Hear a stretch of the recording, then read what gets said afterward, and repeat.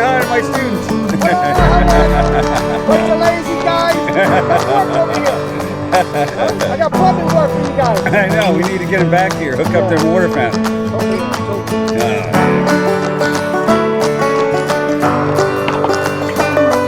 Hey guys, how you doing, man? Hey, we're going to talk about one of your favorite things to work on, and that is the flushometer. Okay? I know you guys worked on them while you were here. Let's just do a little refresher, and we'll look at all the components. Okay, here where it comes out of the wall, okay, that's 1-inch copper for a toilet, and here's your escutcheon that covers the copper. You may have to cut that down, and this adapter slides onto the copper tubing. Then you solder it. After you solder it, you put on your escutcheon, so you're exposing just about 5 or 6 threads, okay? Don't forget your escutcheon that covers the hole in the wall, okay? And on that, get screwed your shut-off valve, okay? And that's what it looks like when it's done. Put your screwdriver in there to shut the water off. Now, here are the parts of your shut-off valve, okay? This is your valve seat right here, and this rubber sits right on there to stop the water flow from coming in. Okay, you can see it from that side. Okay, when you get a nick in one of these, where a piece of dirt gets in there and scars it, this valve won't shut off completely. So you got to find the water main, shut the main off, okay? Then you're going to remove this nut from the end of the flushometer, right here, okay? You're going to remove that, and you're going to find this inside. You're just going to remove that whole thing. You see your screwdriver stop right there? That's where you shut your water on and off, okay? Right? And it's spring loaded. Okay, so you're going to put it all back together, put your nut back on, put a little grease on there so it comes off easy next time. Now you see where the seat is and where your rubber stop is. So when you turn that screwdriver all the way to the right, it forces that seat down, the washer down on the seat. Now you can't move it at all, okay? Now, the next part is your valve body, okay? These come with an O-ring. The O-ring gets flattened out, or it gets a nick in it, you gotta change it, okay?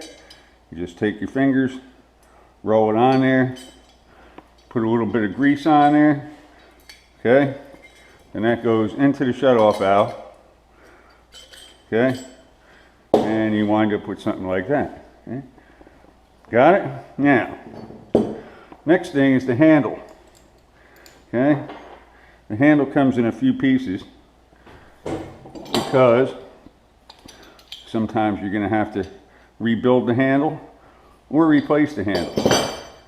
What happens is this little cone right here, that gets split, okay? All you got is a plunger and a spring, and this little cone gasket snaps right on there like that, see?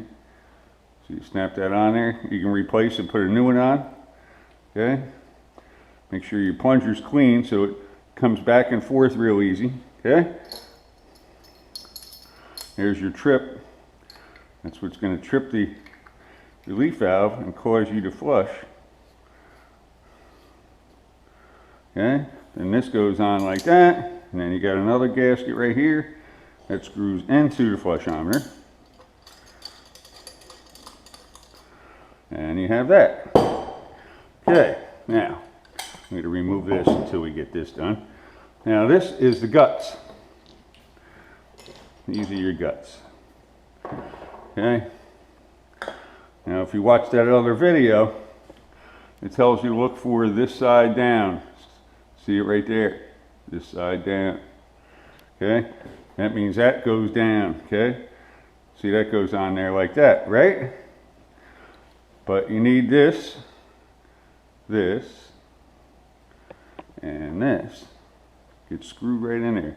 Once again, put a little grease in there, and it'll help it. And you got your green plunger. Now, the thing about these is you can make many different flow rates. Right here, 4.5 gallons per flush, a real old toilet. Here's a 1.5 urinal, a 3.5 gallon per flush toilet. That's an old toilet. A 1 gallon urinal, that's an older urinal. A 0.5 gallon urinal, that's a newer urinal. And then this is the European model.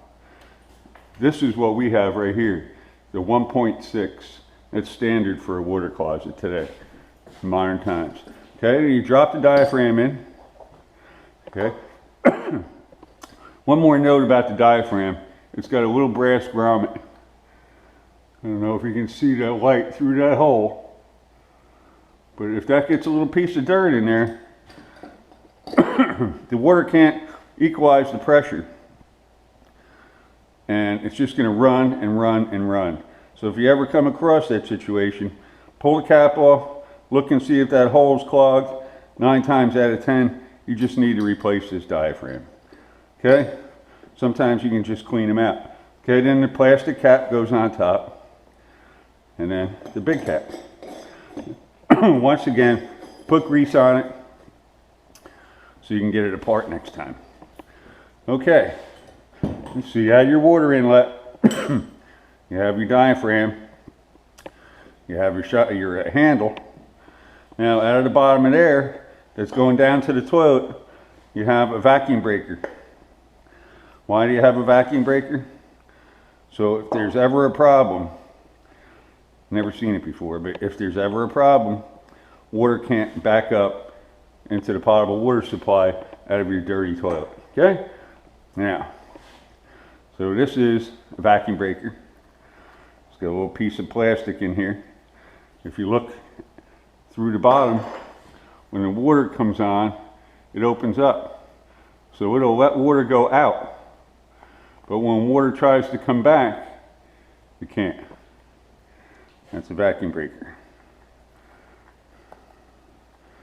So that's why you have the holes right here, so it can't siphon. Got it? That drops in here. Put on your little paper gasket. It goes on there, and this screws onto the bottom of this. Okay. Now this tube is long, okay? You might have varying heights between, for the tailpiece. So you're gonna have to cut that with a tubing cutter. You're gonna use a copper tubing cutter, okay? Then we have the spud coupling and a spud. The spud is what connects the piping to the toilet, okay? When this gets tightened down, this rubber swells up. You can see it getting wider, and that's what holds it in the toilet. So the toilets will come, it's already factory installed in most of them. I always check to tighten them because most of the time they're not tightened. So this escutcheon covers it so it looks nice and clean, okay? And you got the nut, you got your friction washer, and you got your rubber washer, okay? That goes down on here like this, okay? And you tighten this up.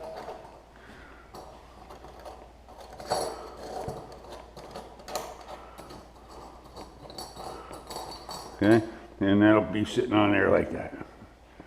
Okay, pretty good. So that's the flushometer, okay? I hope that was a good refresher. Now, you notice how the urinal flushometer is a lot smaller because urinals have a 3/4 water supply where the toilets have a 1-inch water supply for a flushometer. All right, where are we?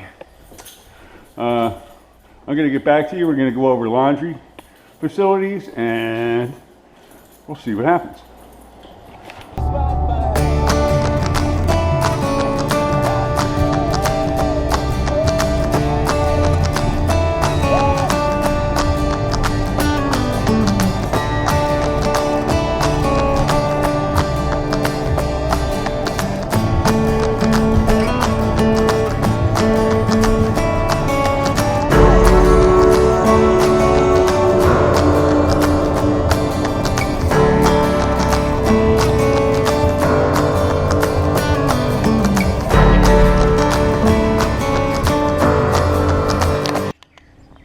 That's Bob Corvette, the professional pool mechanic, and he's repiping in the filter and the pump. Can you explain what's going on here, Bob? Yeah, mayhem. Mayhem. Nice.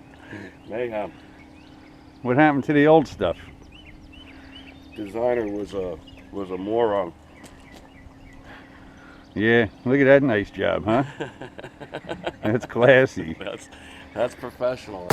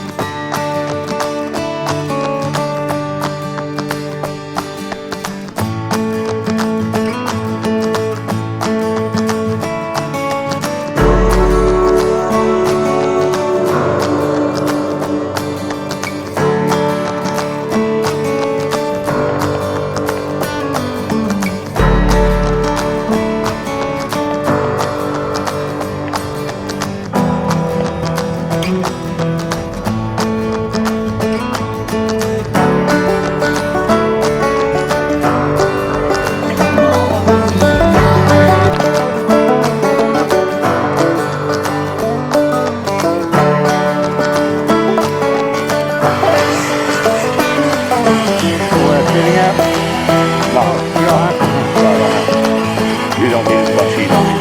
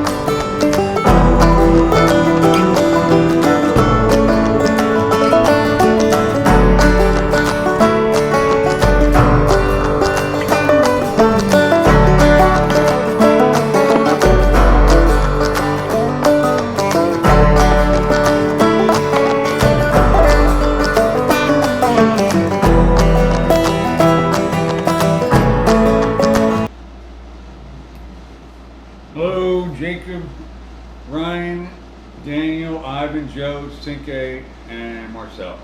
How you guys doing? This video is going to be a little longer, but I shortened it up because I know a lot of you guys have been asking, when can we do TARs, when can we complete? There are some rumblings right now that it's going to be pretty soon. Nothing concrete from the DOL, but it's a good sign, and it's usually how it goes. But hopefully we can start marking off your TARs. I'm keeping track of everything I send you guys because those are all TAR items. I want to make sure that they're all completed, everything that we can complete virtually. Because if I can get you to a certain point where there's not too many things that you're gonna have to do hands-on, we'll work through that. Okay. I know you guys are working and this is tough. Keep logging in. I know some of you guys aren't logging in, or you're not even commenting. At least fill out one of the questions for crying out loud, okay? I know you guys are watching the videos and reading this stuff, but make sure you respond a little bit, okay? It can't be just a one-way street. And if you saw my video last week, I want you guys to send me some pictures, maybe a little video clip, and I'll put that on the YouTube, alright? That's about it for now. As soon as I get further word, I will let you know. Alright, have a good weekend.